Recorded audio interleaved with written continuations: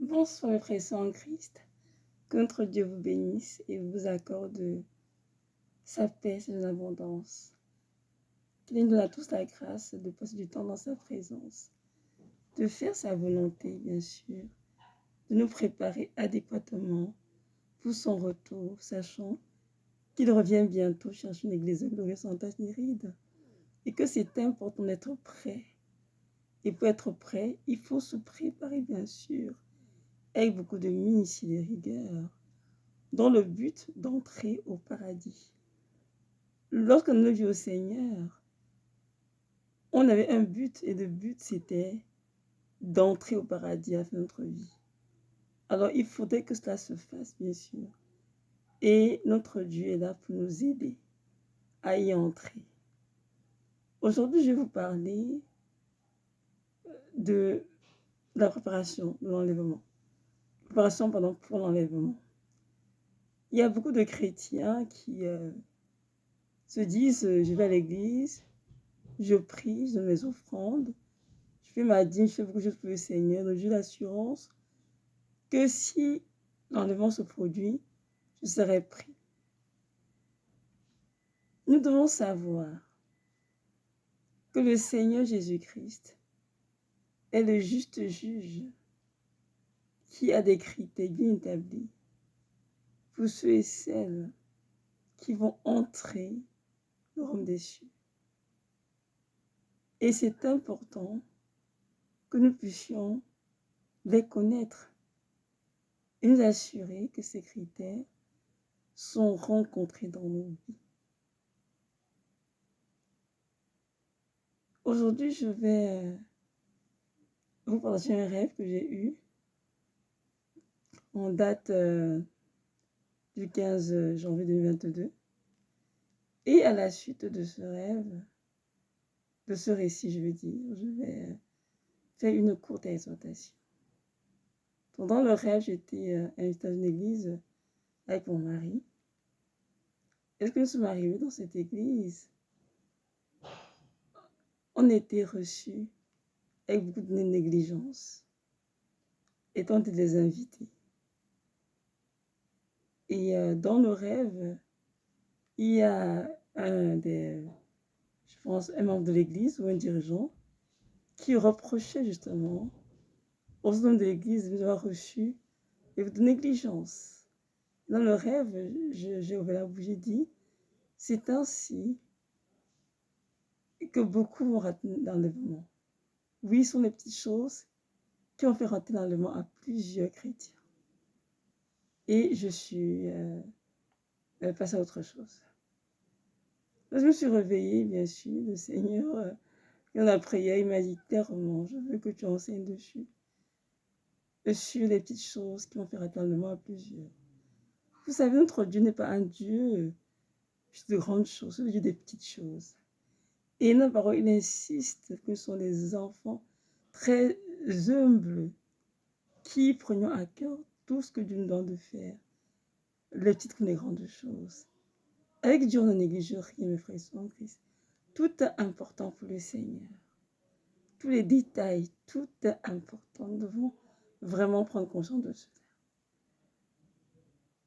Il y en a qui jouent avec la vie, qui traitent les autres avec beaucoup de mépris de dédain, qui dominent les autres, qui font beaucoup de choses pour rabaisser les autres sans s'en rendre compte. En effet, ces petites choses que nous négligeons vont faire atteindre plusieurs chrétiens.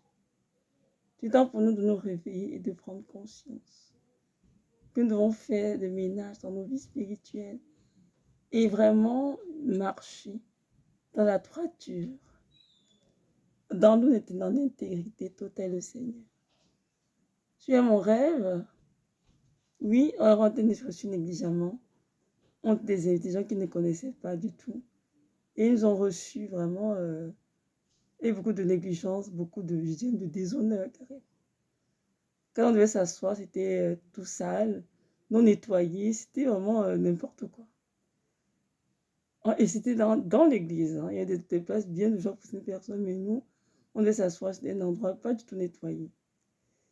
Alors, quand je me suis donc réveillée, le Seigneur m'a donc fait comprendre que la façon de traiter notre prochain est très importante pour lui.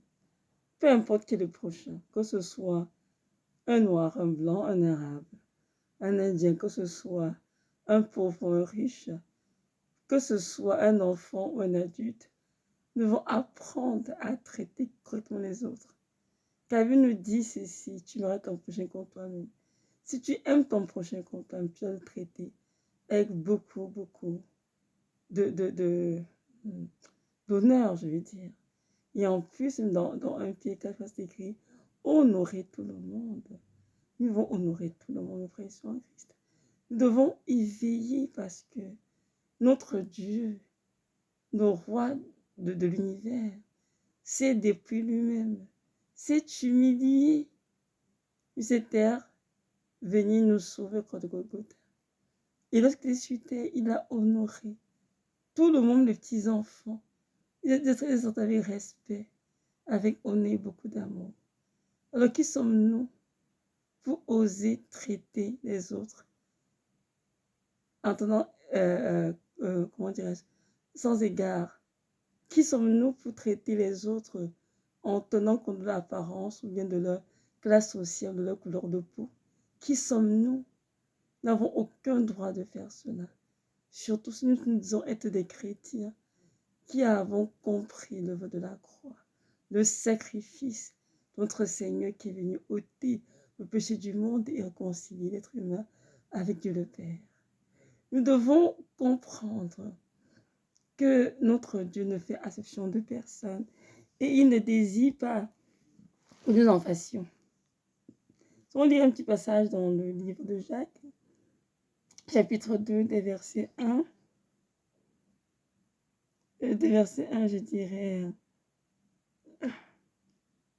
jusqu'au verset 4 d'abord. On va dire comme ça. Je te mets dans le contexte et ensuite on va voir si on continue ou pas. Ça dit ceci. Jacques chapitre 2, verset 1 à 4. Mes frères, que votre foi en notre glorieux Seigneur Jésus-Christ soit exempte de toute exception de personne.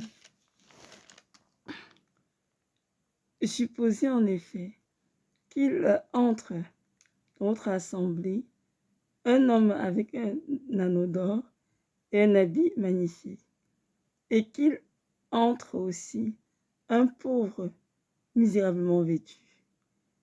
Si tournant vos regards vers celui qui porte l'habit magnifique, vous lui dites, toi assieds-toi ici à cette place d'honneur, et si vous dites aux pauvres, toi tiens-toi là, debout, ou bien assieds-toi au-dessus ton marchepied, ne faites-vous pas en vous-même une distinction et ne jugez-vous pas sous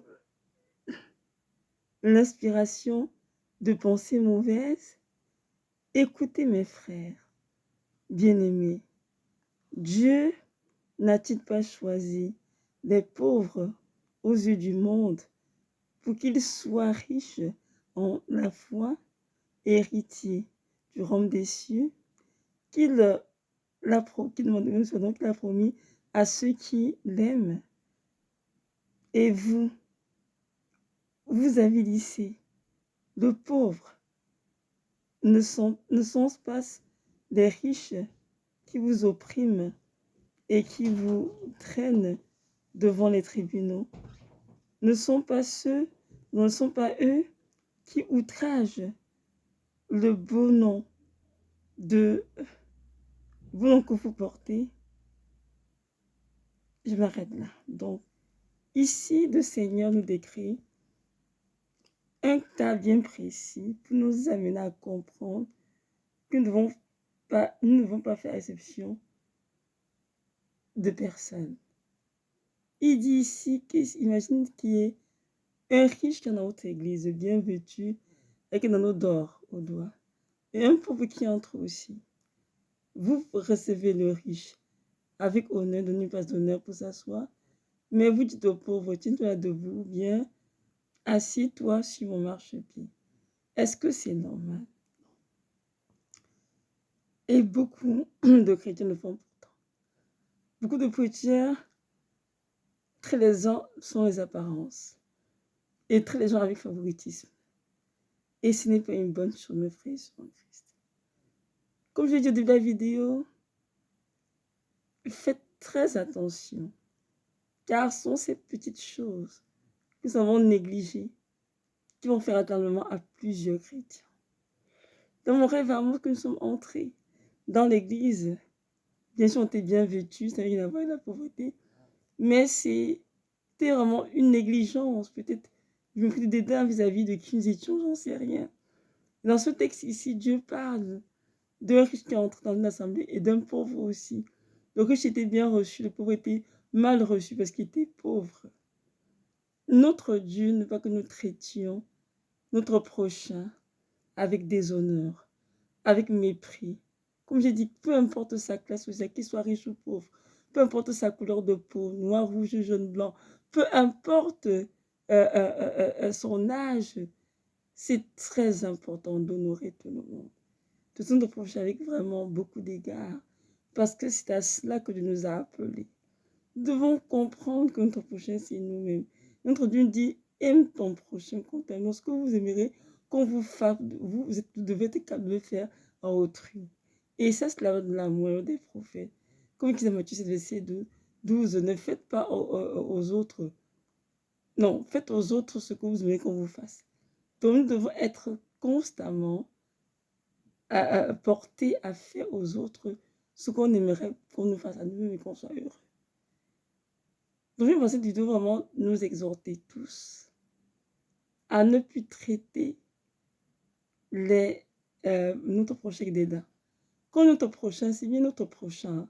Je ne pas juste des chrétiens, c'est-à-dire toute personne peut être notre prochain. Que ce soit le païen, que ce soit le chrétien, l'arabe, le français, l'africain, peu importe ce qui est le prochain, nous devons le traiter avec honneur. Et vraiment l'aimer comme Dieu nous a appris comment aimer. Nous devons arrêter de faire l'œuvre de négligence.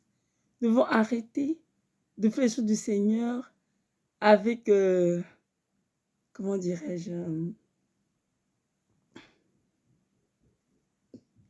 avec mépris, dédain. Nous devons arrêter toutes ces choses. Parce que notre Dieu veut que nos cœurs soient remplis d'amour afin que nous puissions faire son œuvre et beaucoup d'amour, de dévouement et traiter toutes les personnes correctement. De nos jours, l'évangile est centré sur l'être humain et c'est très dommage. Notre évangile qui nous enseigne est centré sur Christ, que nous aimons d'amour inconditionnel, et bien sûr, et sur notre prochain, nous aimons comme nous-mêmes. Et lorsqu'on aime quelqu'un comme soi-même, on ne peut pas maltraiter la personne. On doit vraiment utiliser, comment dirais-je, beaucoup de grâce pour accueillir les uns les autres et bien les traiter. Si toi qui m'écoutes, tu te comportes de la sorte, je t'encourage vivement à te repentir et à ne plus faire d'absolution de personne. Quant au Seigneur Jésus-Christ, vois cela en horreur.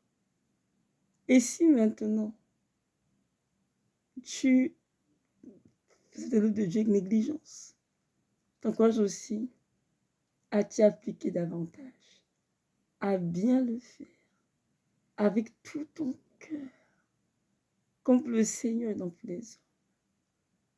Que ce soit dans l'église, que ce soit à la maison, que ce soit au travail.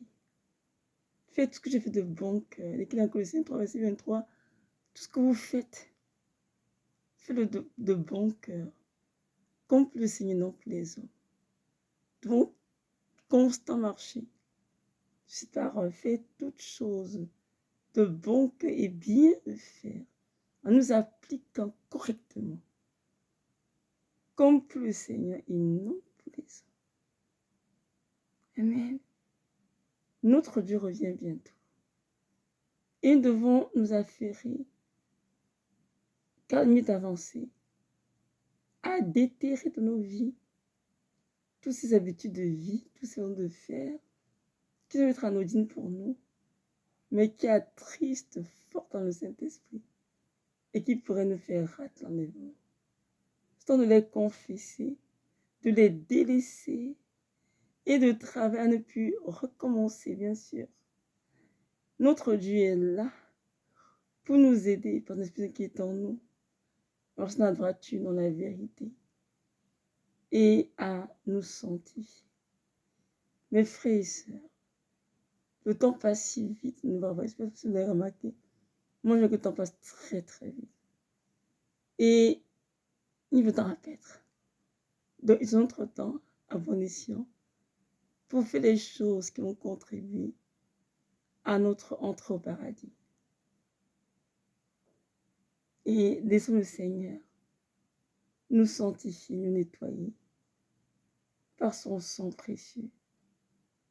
Et coopérons avec lui afin que tout ce qui est sale, tout ce qui est mal, tout ce qui est péché soit ôté de nos vies dans le nom puissant de Jésus. Voilà, c'était ça, le petit partage. J'espère qu'il édifiera quelques-uns d'entre vous. Ma prière, c'est que notre Dieu touche vos cœurs vivement afin que vous compreniez ce que l'Esprit dit aux assemblées. Soyez richement bénis. Pardon, excusez-moi. Et que notre Dieu vraiment vous accorde la grâce dont vous avez besoin pour mettre vos vies en règle avant son retour. Shalom, shalom.